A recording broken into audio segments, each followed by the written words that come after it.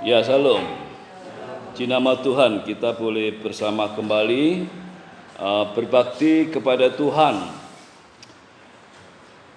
Kita akan bersama-sama membaca ayat firman Tuhan dari 1 Korintus 12 ayat yang ketiga. 1 Korintus 12 ayat yang ketiga.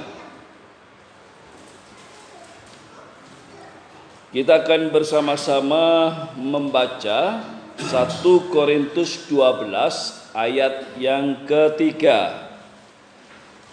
Karena itu aku mau meyakinkan kamu bahwa tidak ada seorang pun yang berkata-kata oleh Roh Allah dapat berkata, terkutuklah Yesus, dan tidak ada seorang pun yang dapat mengaku Yesus adalah Tuhan selain oleh Roh Kudus. Di nama Tuhan, tanggal 21 adalah hari kenaikan Tuhan Yesus, dan 10 hari kemudian dikenal dengan hari Pentakosta. Jadi Pentakosta itu mempunyai sebuah arti hari ke-50. Hari ke-50 itulah dicurahkan Roh Kudus. Hari ke-50 itulah digenapi janji Bapa. Bapak Ibu Saudara yang kasih dalam Tuhan, maka pada pagi ini kita akan membicarakan sebuah tema pengharapan sesudah Pentakosta. Rasul Paulus dalam kitabnya, dalam surat-suratnya kepada jemaat yang Tuhan berikan untuk dilayani mengatakan, khususnya ke Efesus, sebab di dalam Dia Allah telah memilih kita sebelum dunia dijadikan, supaya kita kudus dan tak bercacat di hadapannya. Efesus 1 ayat yang keempat.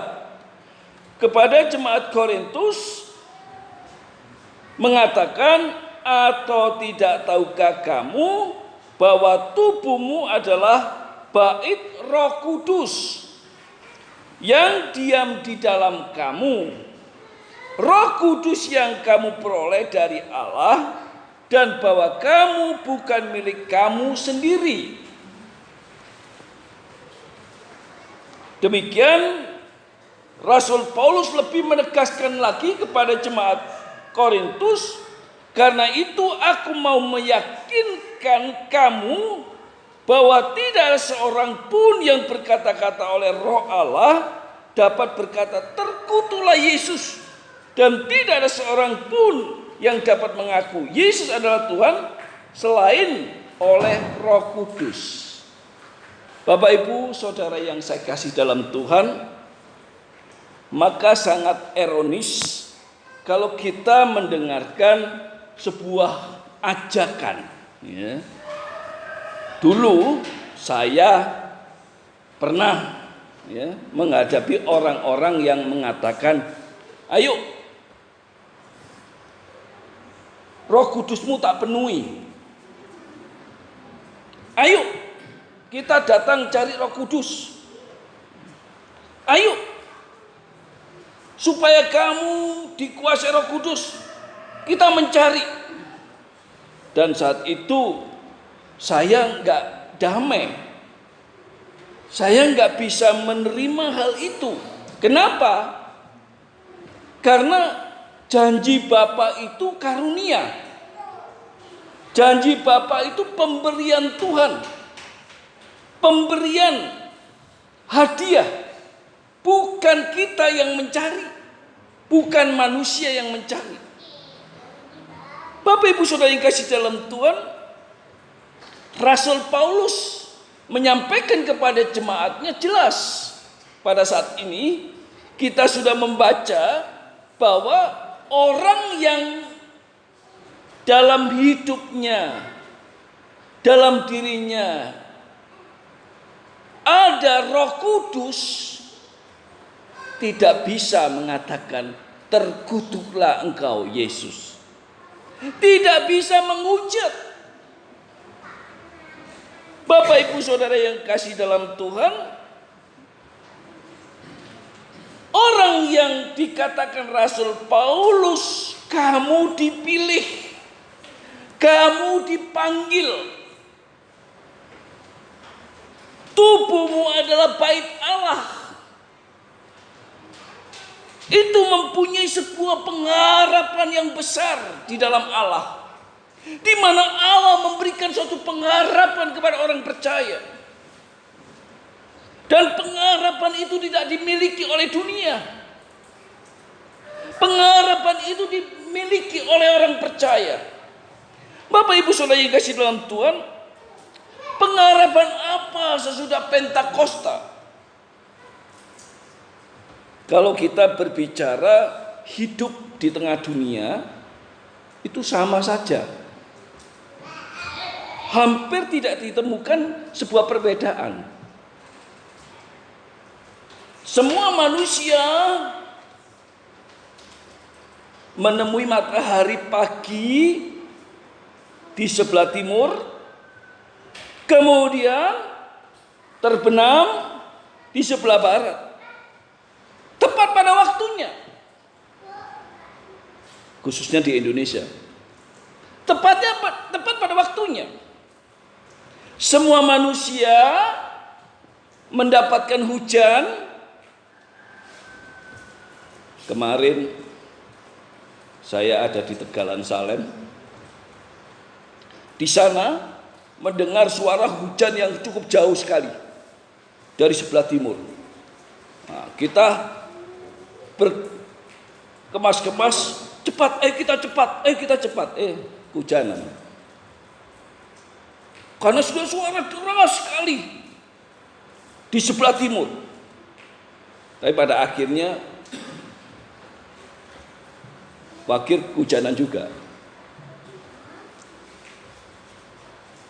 Ada berkat yang umum. Ada berkat yang Tuhan berikan untuk pemeliharaan manusia sebagai gambar Allah. Tuhan menyediakan berkat umum untuk semua manusia. Saya pernah saksikan bahwa di tengah bulan uang udah habis. Waktu itu saya ada di Magetan, uang sudah habis, teman saya juga uang sudah habis. Kemudian dia bilang, kita makan apa? Puasa. Pada saat itu kita sama-sama berdoa, Tuhan memberikan makan kepada kita. Karena semua tetangga tahu kalau kita ada 2 orang di situ, dikirim 2 piring, nggak mungkin lebih. Dikirim 2 piring. Dan 2 piring itu lengkap dengan lauk-lauknya. Yang kemudian saya panggil teman saya, ayo keluar, nggak usah puasa. Kita makan. Wah, makan kita. Kemudian malamnya bilang, kita makan apa malam? Itu ada tela. 1 karung, makan nanti. Malam makan nasi. Besoknya makan nasi juga. Setengah bulan makan nasi juga, nggak makan tela. Kenapa? Pada hari Minggu Tuhan mengutus jemaatnya, Tuhan mengutus orang-orang yang dipakai Tuhan membawa 1 karung beras tanpa diberitahu kita. Sampai saya itu masak daunnya kates itu, saya masak, yang punya cari, Pak, mana daun katesnya? Udah saya masak, Bu. Loh, itu punya saya. Oh iya, saya nggak tahu. Bapak Ibu sudah kasih dalam Tuhan, di mana Tuhan itu menjagai umat manusia sebagai gambar Allah. Secara umum tetap Tuhan sediakan. Nah, sekarang kita ada dalam suatu panggilan, suatu pilihan Allah, yang mana Tuhan memberikan suatu pengharapan yang luar biasa. Nah, ini yang membuat suatu perbedaan antara dunia dan orang percaya, yang membuat suatu perbedaan antara mereka di luar Kristus dan kita. Maka dengan itu saya mencoba memberikan suatu tema pengharapan sesudah Pentakosta. Pengharapan apa sesudah Pentakosta? Yang pertama, ikatan kasih Allah dengan orang percaya. Kita kembali membaca di dalam kita baca Yohanes 14 ayat 20. Yohanes 14 ayat 20. Injil Yohanes 14 ayat yang ke-20. Demikian. Pada waktu itulah kamu akan tahu bahwa aku di dalam Bapa dan kamu di dalam aku dan aku di dalam kamu. Saya ulang. Pada waktu itulah kamu akan tahu bahwa aku di dalam Bapakku dan kamu di dalam aku dan aku di dalam kamu. Satu ikatan yang cukup luar biasa dekat. Tidak jauh. Ada banyak orang tua, ya, ada banyak orang tua, kalau disakiti anaknya, kadang-kadang jadi retak, kadang-kadang jadi pecah. Ya. Ada banyak anak, kalau kesakitan dengan orang tua, kadang-kadang nggak mau ngurus, kadang-kadang nggak mau terima, bahkan orang tuanya dikelelerkan. Sehingga hubungan antara orang tua dan anak pecah. Hubungan anak dan orang tua jauh. Walaupun satu rumah kayaknya sepi. Walaupun satu rumah kayaknya ada di hutan. Masuk gak ada tegur sapa. Masuk gak ada senyum, yang ada mengkerut, yang ada besemutan, yang ada saling singkur. Walaupun satu rumah bisa terjadi tidak ada manusia di dalamnya, karena gak ada saling sapa. Beda dengan Tuhan. Beda dengan Tuhan. Dia menjadi dekat dengan kita. Bapa dan kita. Kita dengan Bapa menjadi satu. Di dalam Yesus Kristus. Kita dan Yesus menjadi satu. Yesus dengan kita menjadi satu. Bapak Ibu saudara yang kasih dalam Tuhan, pernah saya menyangkal. Waktu itu saya ditanya, kamu Kristen ya? Bukan.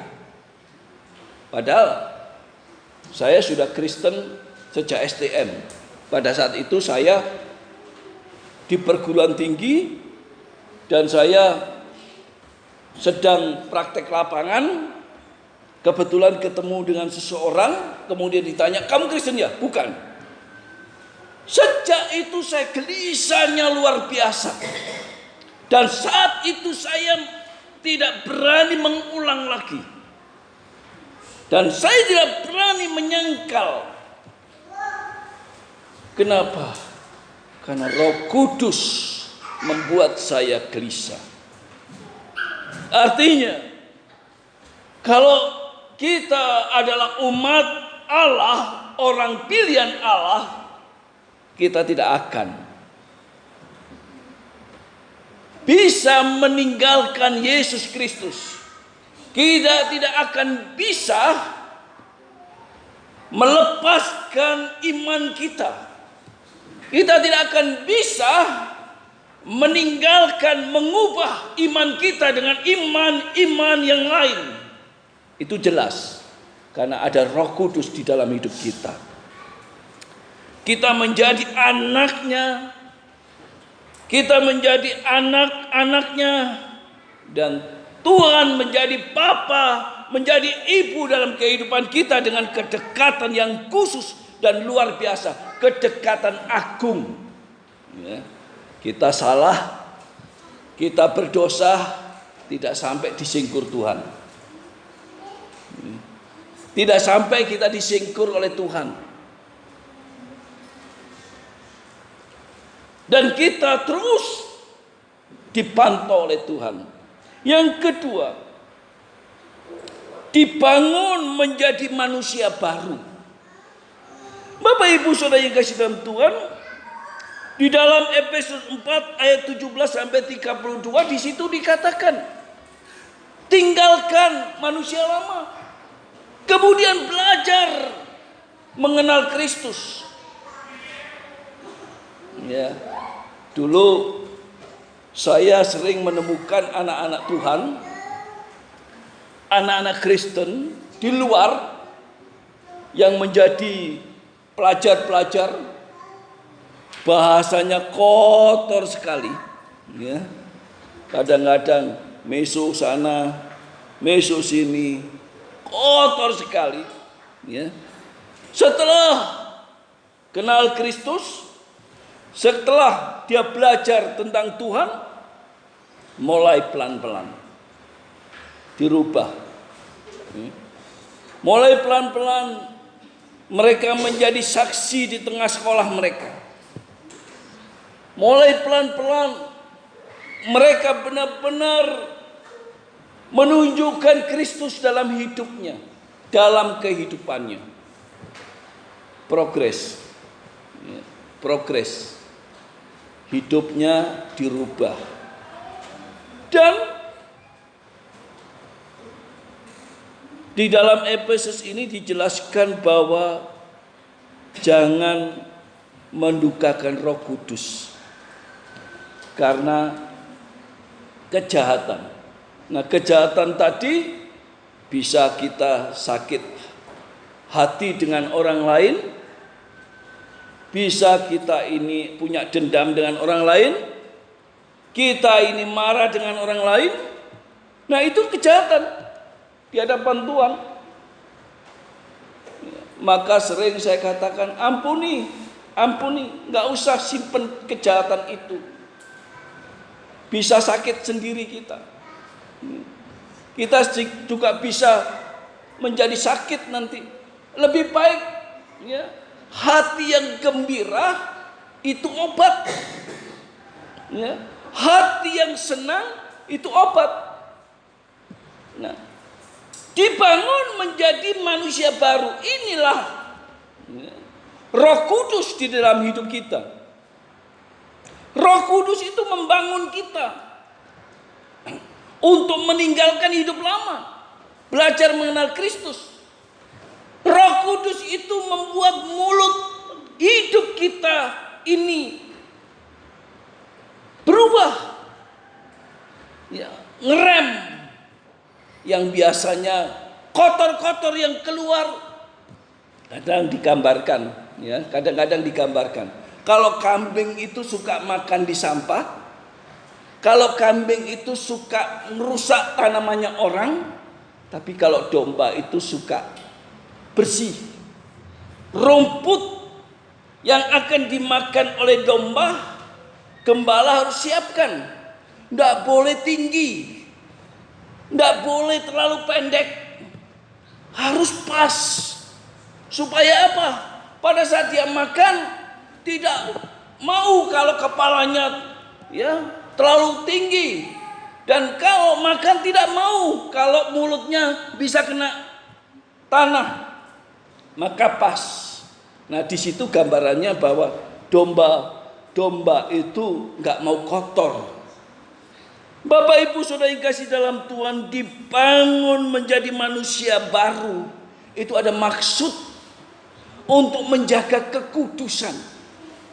Kalau kita menjaga kekudusan di situ, maka Allah itu disenangkan. Bapak Ibu Saudara yang kasih dalam Tuhan, suatu saat ada satu tempat, satu rumah, itu ada pertengkaran yang tidak kelihatan. Saling bertengkar satu sama lain. Nah, kemudian ada satu orang masuk.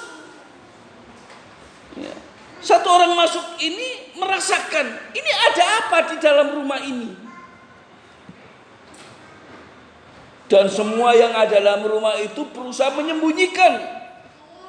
Berusaha bagaimana supaya dia nggak tahu, tetapi dia terus tanya, ada apa ini dalam rumah ini? Nah, ini yang menyebabkan akhirnya mereka cerita bahwa dalam rumah ini memang ada suatu pertengkaran, ada suatu percecokan. Dalam rumah ini memang ada hal-hal yang tidak mengkuduskan Tuhan. Nah, dari situlah akhirnya mereka saling memaafkan satu sama lain, mengkuduskan. Israel kalau ada dosa dulu langsung Tuhan hukum, berkat-berkatnya dihambat. Jadi berkatnya dihambat, yang harus diberikan dihambat.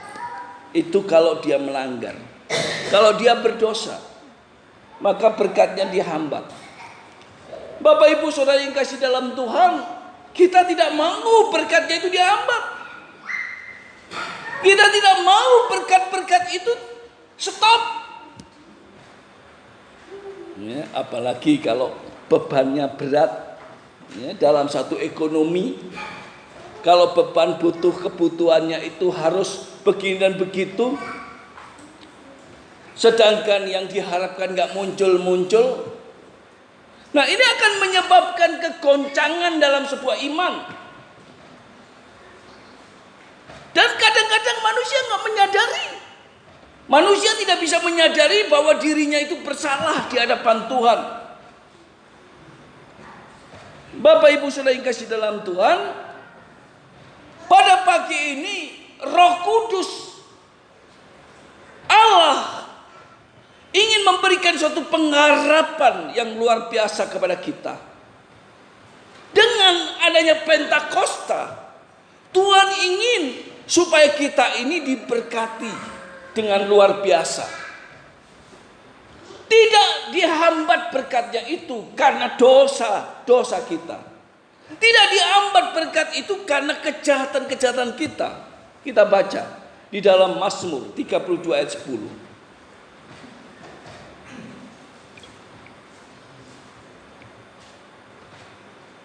Mazmur 32 ayat yang ke-10 dan 11 saya akan bacakan. Banyak kesakitan derita orang fasik, tetapi orang percaya kepada Tuhan dikelilinginya dengan kasih setia. Bersukacitalah dalam Tuhan dan bersorak-soraklah hai orang-orang benar, bersorak-soraklah hai orang-orang jujur. Saudara, ada perbedaan hidup itu. Yang jelas di sini dikatakan hai orang-orang benar, hidup kita harus benar. Hai orang-orang jujur, hidup kita harus jujur. Meninggalkan yang Tuhan tidak mau, meninggalkan yang Tuhan tidak suka, dibangun menjadi manusia baru. Maka dengan itu, kalau tadi saya katakan semua manusia dapat hujan, semua manusia dapat matahari, semua manusia dapat berkat-berkat umum. Nah, kita ada berkat khusus, extraordinary di hadapan Tuhan. Kalau extraordinary itu diberikan Tuhan, maka extraordinary itu Tuhan paham keberadaan kita. Di mana mukjizat Tuhan itu akan diberikan, disertakan kepada kita. Yang ketiga, hidup dalam kekuatan Tuhan. Hidup dalam kekuatan Tuhan. 2 Korintus 4 ayat 7. Hidup dalam kekuatan Tuhan, kekuatan Allah. Bapak Ibu Saudara yang kasih dalam Tuhan, tidak ada manusia yang mampu, tidak ada manusia yang mampu menghadapi hidup di tengah dunia ini. Hidup dalam tantangan dunia ini,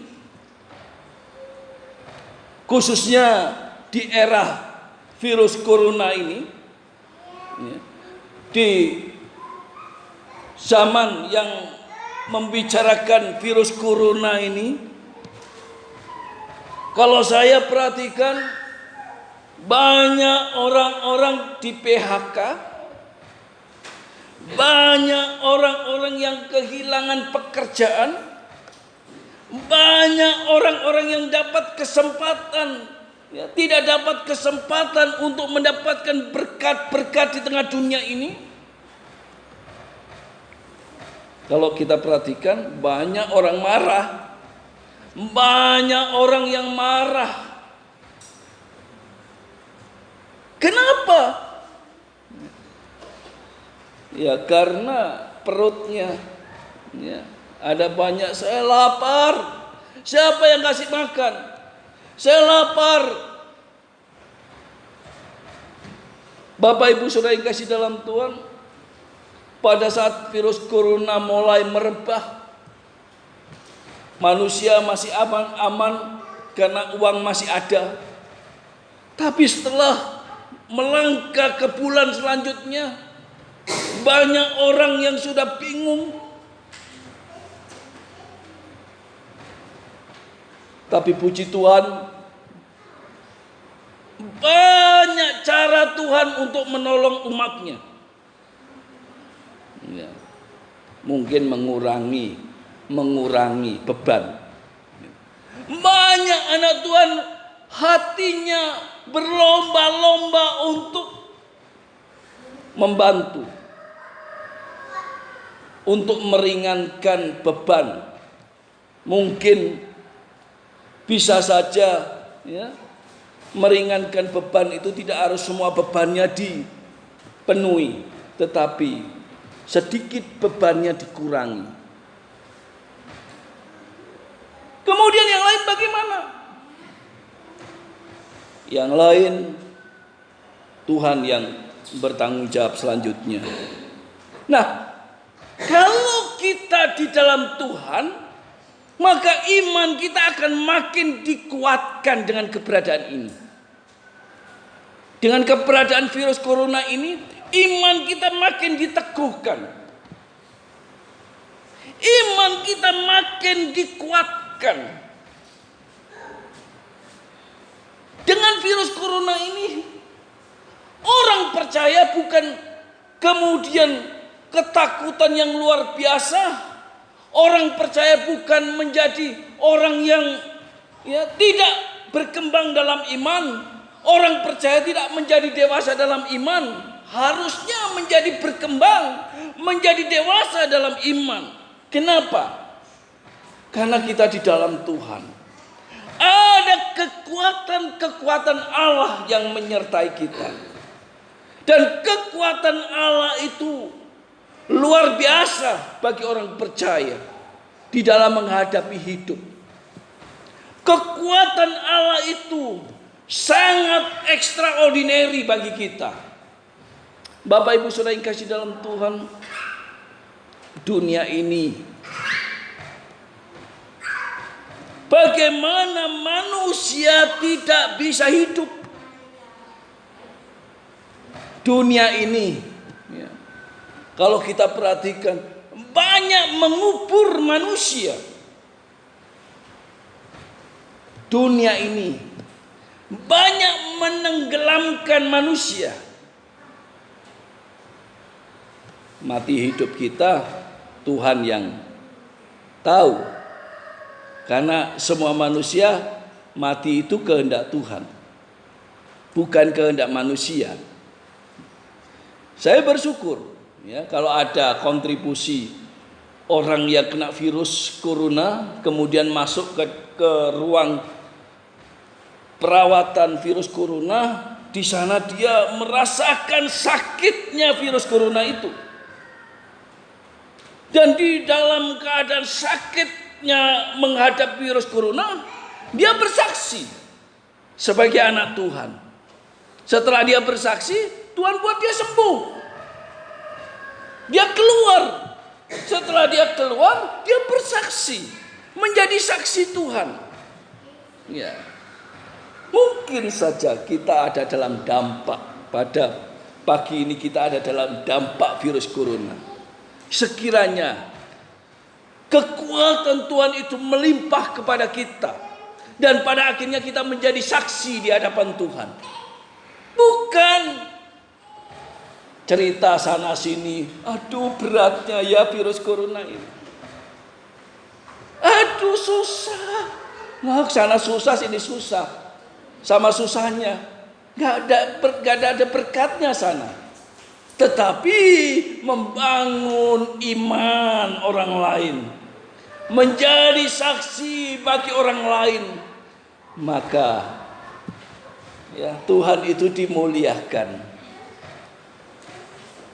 Percayalah bahwa Tuhan itu tahu kondisi keberadaan manusia, khususnya kita di Indonesia, khususnya kita di tengah-tengah gereja. Tuhan tahu. Saya yakin tanpa ada izin Tuhan tidak akan terjadi virus corona ini. Tanpa ada izin Tuhan tidak akan terjadi virus corona ini. Kalau kita baca kitab Wahyu, ini masih belum. Kalau kitab Wahyu itu 3/4, 1/4 hilang manusia. Kalau kitab Wahyu itu. Nah, itu sudah mulai mendekat ke akhir zaman. Kalau kita membicarakan kitab Wahyu, ya, lebih mengerikan lagi manusia. Keberadaan manusia lebih menakutkan lagi.